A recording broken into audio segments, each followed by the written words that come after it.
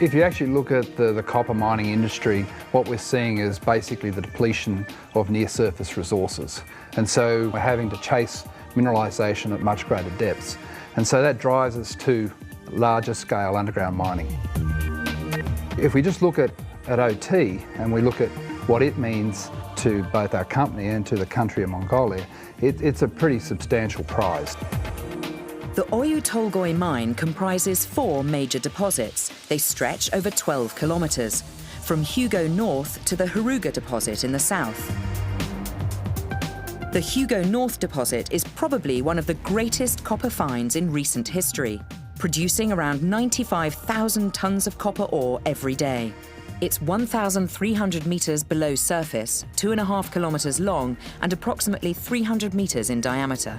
5 shafts and just over 200 kilometres of tunnels will be built to access Hugo North underground mine. When it gets into full production, which is still, more than 10 years away, it'll be generating 1/3 of the gross domestic product of Mongolia.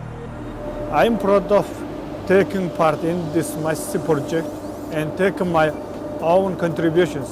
Oyu Tolgoi will bring more opportunities to Mongolia, such as taxes and social investments, employment and procurement. It's an enormous project. It's very valuable to Rio Tinto, but it's also an absolute game changer for the country of Mongolia. The Oyu Tolgoi mine will use block caving as the mining method. And the reason we use block caving is the only method that can extract very large tonnages of low-grade ore and make that economically viable. A cave is developed by gaining access to the base of the deposit by a series of shafts and underground tunnels. Then the ore body is undercut to initiate caving, slicing out a continuous layer of rock. This induces stresses into the rock mass, causing it to fragment and break up under its own weight, which creates a muck pile. The fragmented ore is extracted from the muck pile through draw points. These are connected to drawbells, which channel the broken rock into a loader. As the ore is extracted, the support it offers to the cave back is removed and the rock mass starts to break up again. This process creates a cycle of failure and leads to the continuous growth of the cave.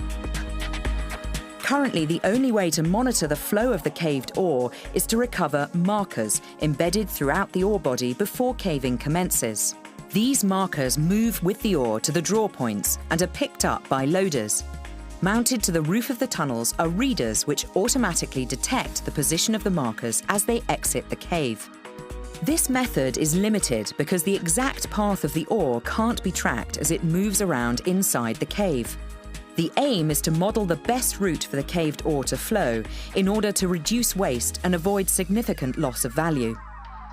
A better understanding of the flow behaviour will allow us to modify the draw strategy in real time, helping us to achieve the optimum mass flow. The problem is that most signals won't travel through broken rock to locate the position of a marker unless the signal is created by a magnetic field. Our team in the Copper and Coal Growth Innovation Group worked together with the CRC, a research group associated with the Queensland University in Brisbane, and with Alexon, a technology developer, to come up with this concept that would allow us to basically track material flow inside a cave. To prove it, we took CRC underground and they demonstrated that they could see the magnet at least 200 meters away through broken rock, and that gave us the assurance that this technology would actually work.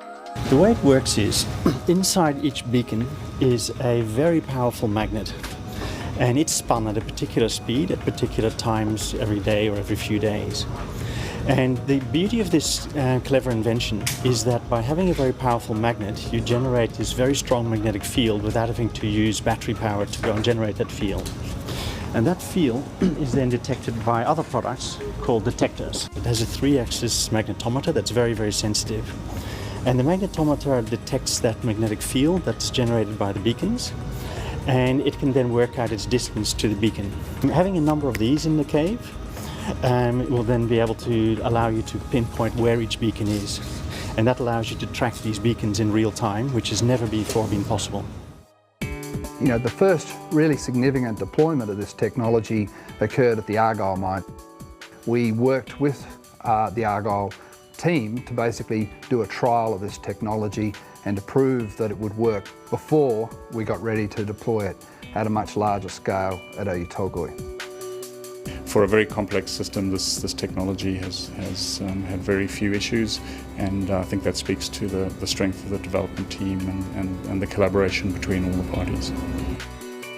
I'm hopeful that we will continue doing this in lots of different areas, and we will get to the forefront of underground mining, because ultimately being the best at it is going to has enormous benefits to our company. You know, not only will we be able to operate our new mines in a much more safe and productive manner, but you know, we'll probably be able to do things other companies can't do, and that's a winning.